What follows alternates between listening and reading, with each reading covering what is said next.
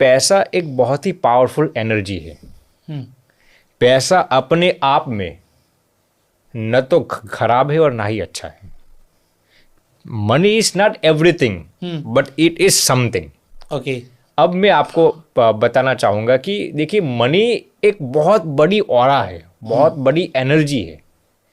आप उस पैसे को कौन से नजरिए से देखते हैं, उससे ये सुनिश्चित होता है कि पैसे आपके लिए अच्छा है या खराब है। आप कोई यूनिवर्सल लॉ प्रस्थापित नहीं कर सकते कि मनी हमेशा खराब ही होते हैं या पैसे हमेशा अच्छा ही होते हैं।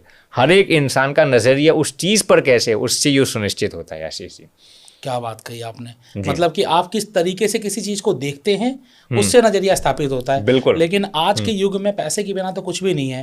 आपको घर लेना है, गाड़ी लेनी है, जीवन यापन करना है, बच्चों को स्कूल पढ़ाना है, आपको अपने लिए कपड़े लेने हैं। मतलब हम गृहस्थ आश्रम में तो सुबह उठते हैं तो पैसा खर्च होना चालू होता है और रात को सोते हैं गुड नाइट जलाकर तो वहां पर भी पैसा खर्च होता है। बिल्कुल। तो सारी दुनिया पैसे के पीछे भाग रही है। ऐसे में पैसे का महत्व हमारे जीवन में बहुत बढ़ गया है। तो अध्यात्म के प्रति हमारे तरफ रुझान ही नहीं है, हम अध्यात्म की तरफ जा ही नहीं पाते हैं। तो अध्यात्म को हम पैसे से कैसे रिलेट करें? देखिए, पहले तो मैं आपको इसी विषय में बता दूं। देखिए, यदि कोई भी इंसान, देखिए मैं ये बता देता हूँ, अमीर होना कोई गलत चीज़ नहीं है। आप मान लीजिए गृहस्थ हैं, आप ये सोचते हैं कि मुझे अमीर बनना है, मुझे पैसे अपनी ज़िंदगी में बहुत कमाना, तो ये जो थॉट है, ये जो विचार है, ये जो परसेप्शन है, वो अपने आप में गलत नहीं है। यदि आप पैसा इसलिए कमाना चाहते हैं ताकि आप सत्कार्य कर सके, दूसरों की सहायता कर सके, दूसरों की मदद कर सके, तो वही पैसा आपके लिए पुण्य का काम करेगा। वही पैसा आपको स्वर्ग में भी ले जा सकता है। लेकिन यदि आप पैसा सिर्फ भोग विलासिता के लिए करते हैं, दूसरों को दबाने परेशान करने के लिए करते हैं, तो वही पैसा आपके ज़रिए पाप अर्जित कराएंगे और आपको नरक में ले जाएंगे। तो पैसा आपको ऊपर भी ले जा सकते हैं, नीचे भी ले जा सकते हैं। आप कौन से इंटेंशन को पैसे को कमाना चाहते हैं, उससे ये सुनिश्चित होता है। देखिए, जो इंसान, आशीष जी, पैसों के पीछे ज़्यादा भागता है ना, उसके हाथों में भी पैसा नहीं आता। ये साइकोलॉजिकल रिसर्च है। अच्छा। और जो इंसान पैसों को नज़रअंदाज कर देता है, पैसे कुछ नहीं है, पैसे कुछ नहीं है, पैसे तो, उनके जीवन में भी पैसे नहीं आते। यदि आप पैसों की सही यथार्थ वैल्यू समझते हैं ना, तभी पैसे आपके पास आएंगे और टिक पाएंगे। फॉर एग्जाम्पल, आपके जूते हैं। हाँ जी। अब जूते को आप सिर पर नहीं रख सकते, बिल्कुल। लेकिन यदि आप धूप में चलते हैं, कड़ी ठंड में चलते हैं, नीचे थ्रोन से ऐसी जगह पर चलते हैं, तो जूते के बिना आप चल भी नहीं पाएंगे। आप जूते को नज़रअंदाज ही कर देंगे, अरे जूते की क्या जरा नज़र, तब भी आपको कांटे लग जाएंगे। और जूते को आप सिर पर लगा देंगे ना, तब भी गलत है। पैसों को उनके स्थान पर रखना ज़रूरी है।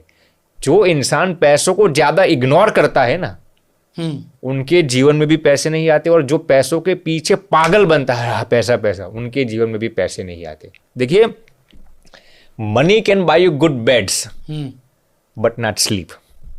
Money can buy you good foods, but not digestion.